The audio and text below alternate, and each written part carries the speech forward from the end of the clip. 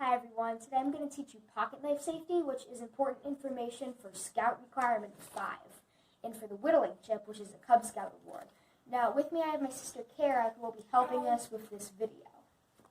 So before we open a pocket knife, we do something called the blood circle. The blood circle makes sure that we're in an area where it's safe to cut.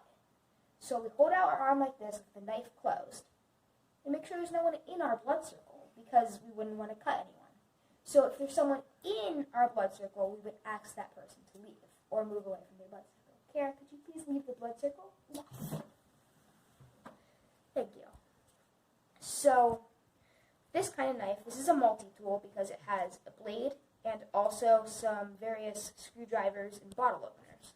So it has a notch on the blade, and you can just put your fingernail in the notch and open it pretty easily. And when you close this sort of knife, you always make sure that you don't have your fingers here, because it'll flip and clamp down on them, and also don't have your fingers on the sharp side or the point. You can make sure that it's the dull side is on the bottom, because there's a notch here.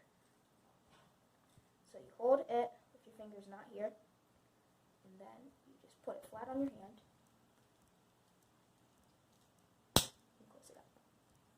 This is another type of knife with a lever instead of a notch. And the way this works is you just push with the lever and the knife opens. And it has a second lever to close. And the way to use this lever is that you push it out of the way of the blade with your thumb and very gently move it to about here so that the other lever is open. And then you can close it with your fingers away. And when you want to whittle, you always make sure that you're in a position where if your knife slips, you're not going to cut any parts of your body.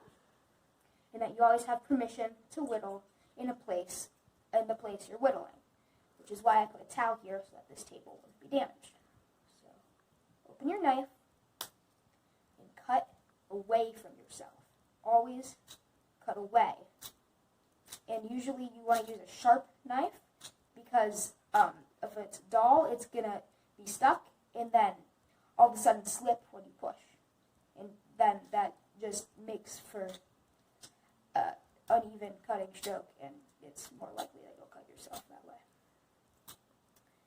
So now I will tell you what to do if you need to hand a knife to someone. So the best way to do it is, if you have a folding knife like this one, you can close your knife up and put it on the ground for the other person to pick up.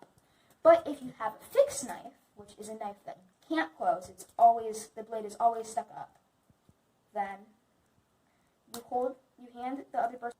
So you want to hold it with the handle facing the person you're handing it to, and wait until they say thank you or I got it once they're holding it. Got it. And that is how you properly handle a pocket knife. Make sure to practice this in an area where it is safe.